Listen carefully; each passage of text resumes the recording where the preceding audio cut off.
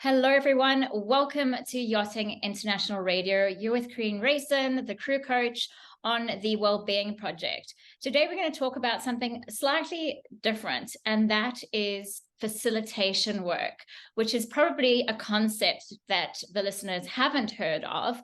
But what it is an ability to run workshops for your crew rather than outsourcing a company to do it for you. And there's definitely benefits to that. But the objective is to increase your team's self-awareness, soft skills, and emotional intelligence. Now, Jules is a graduate from the Advanced Leadership course, and she has certainly given it her all. And it's been an absolute pleasure marking her coursework and learning from her experiences through the group coaching. And just a little bit of background from Jules, and I'll hand it over to her shortly. But welcome, Jules. Jules is a chief stew and has been working in the industry for 8 years now. Jules, do you have anything to add in terms of an intro with regards to your experience? Yes, Corinne. So I started off in the industry as a sole stew, blissfully ignorant, and kind of worked my way up to working with a team on different boats and as chief stew. And then I decided to, because growth and continuous learning is such a big part of who I am.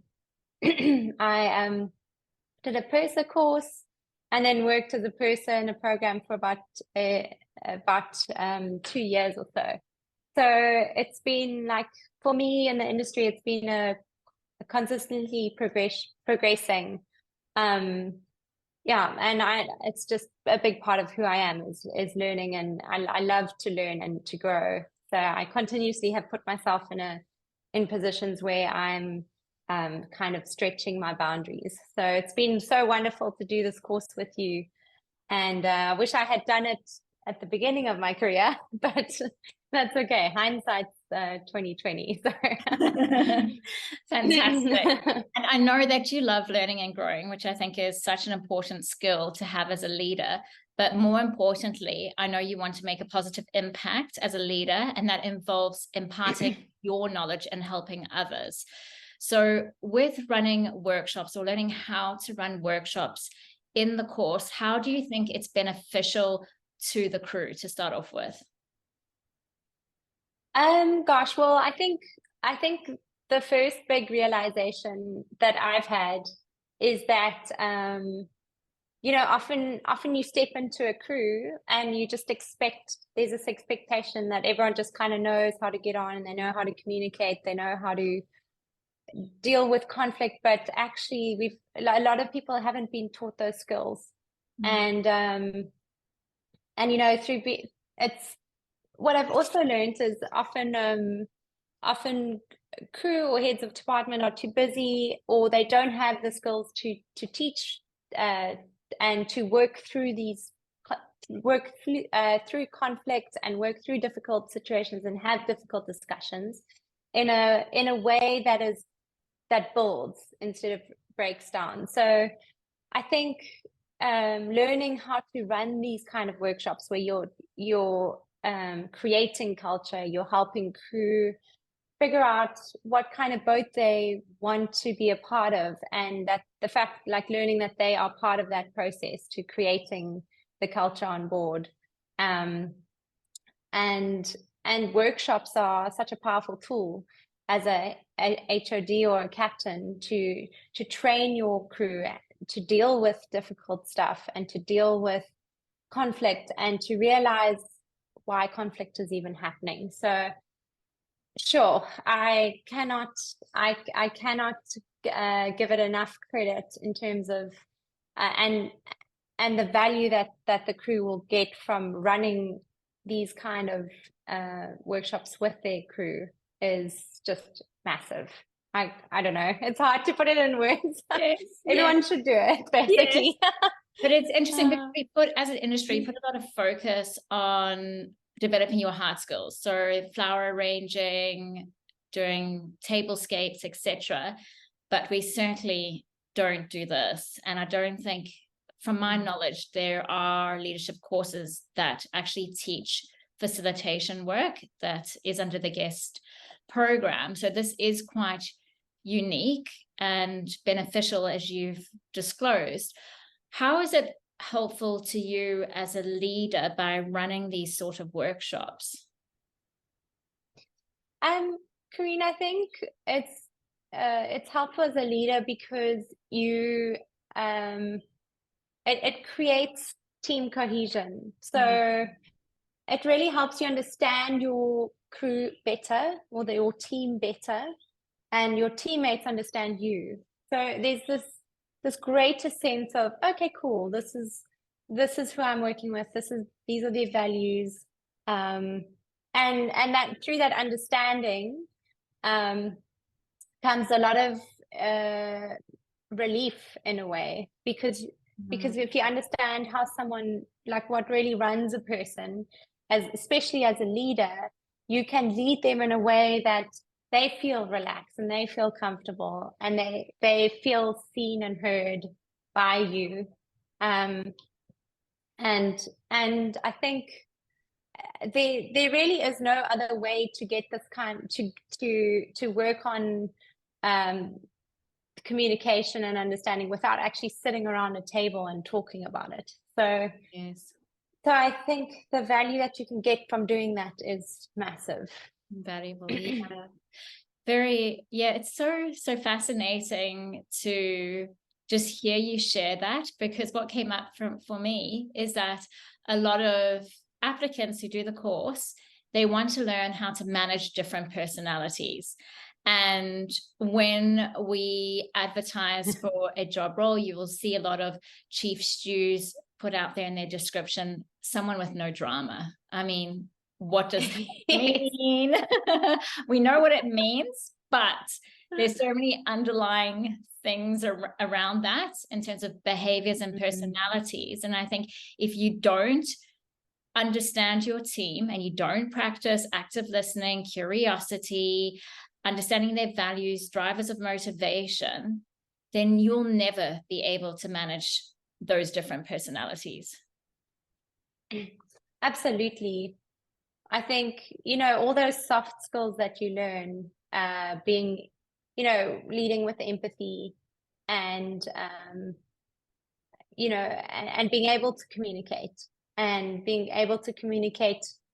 in a very specific way that helps people open up and be vulnerable and kind of get to the core of what's really going on, so that you can kind of move forward as a team.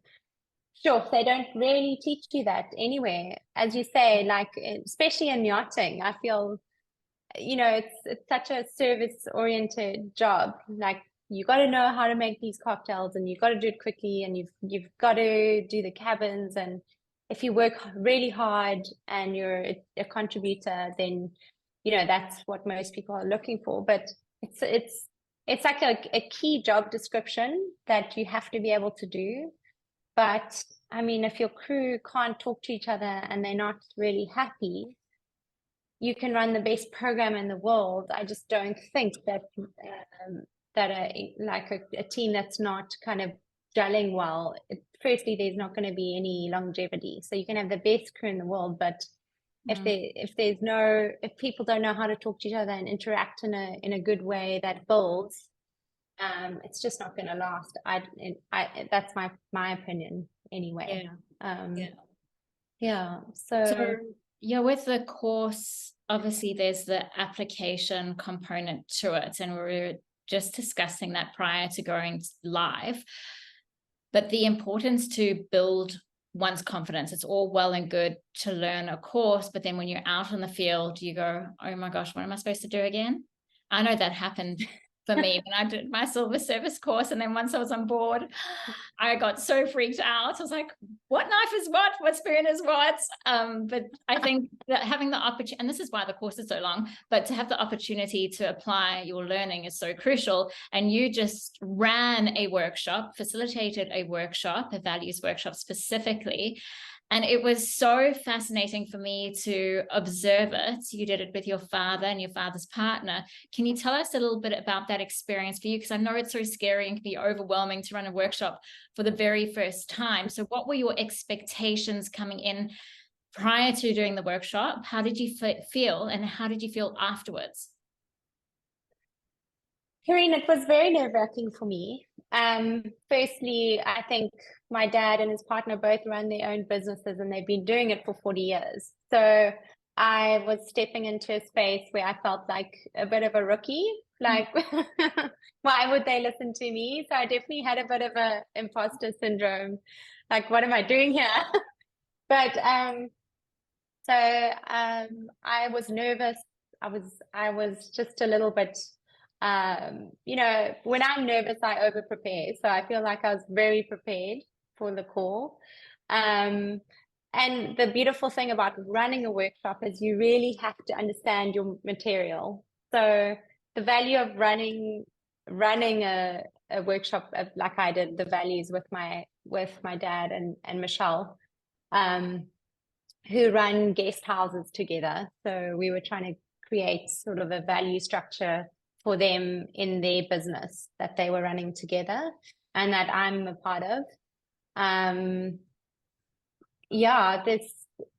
knew that the value that you get from doing this work is huge. So my expectation was that hopefully we would create some beautiful agreements where we could work together in a way that was supportive.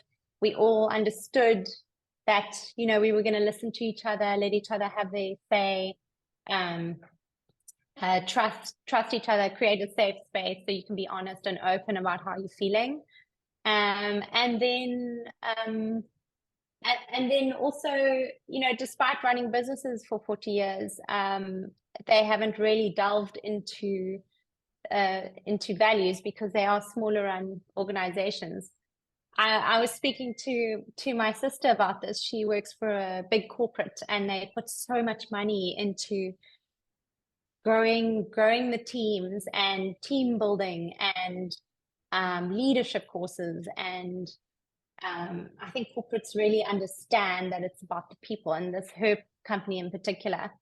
And not only that, Karina, what I found interesting was when there's conflict in a team, the HR department will immediately speak to the person and say, what's going on? There's so much support that's given to these people. Anyway, but it's just fascinating to know we're in yachting, which is like, there's so much money in this industry, you know, and there's just there's not a lot of investment in building crew up and personal development, leadership courses. You know, obviously now you've produced this beautiful course that is super valuable, but there's no real awareness of it coming from the top down on a boat. Unfortunately, it's kind of like, this is my boat, this is how I run it. And but back to the values course with my dad and Michelle, yeah, running the course itself, I was very nervous, but I can't believe the sharing and the value that they both got out of the course. And it was surprising. It was surprising to me that they had taken so much on board and got a lot out of it, you know. In fact, I think one of them said, you know, you kind of go through life, so it's nice to take a step back and actually really think about it. Yes, that's so true. And I also noticed, which was so sweet, your father, he was, and this takes leadership, and I know you've respected and admired your father because of his leadership, and he was accountable for his behavior. And he said, I tend to interrupt. And I think that was one of the group guidelines, was not to interrupt. And I saw him about to interrupt, and he's like, he held himself back, which is really, really important to do. And I think that just reiterates why we have those group guidelines, because it provides that psychological safety so that people can freely talk. And I think that's so important. But just, yeah, your father, before you even started the session, the homework activities you gave him, he was like, whoa, this is so amazing. My values, I really like this about myself. And then he moved towards the end, he moved away from himself and self-leadership to the team. And what does the team need? Yeah, it was hilarious because he's such a bottom liner. He wants to know, okay, here's the theory. How do I put it into practice? And how are we actually going to use this in our business? So it was such a good question, because I feel like obviously when you're running a workshop on the boat, it's like, okay, what's important here? How are we going to use this?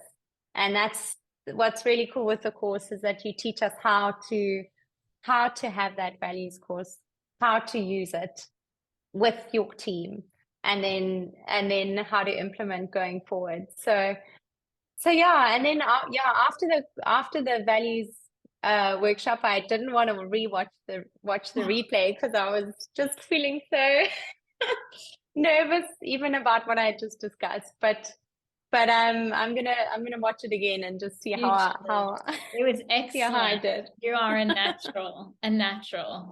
It's hard to do, but as you said, you do it from a learning perspective. So I highly recommend it. Jules, thank you so much for coming back on Yachting International Radio for the second time. And I know there's going to be more of you, for sharing your experience, and obviously opening other people's minds to what is possible in our industry and the change that you can make. So thank you so much for your time. Thanks, Corinne. Absolutely no problem. So lovely to chat.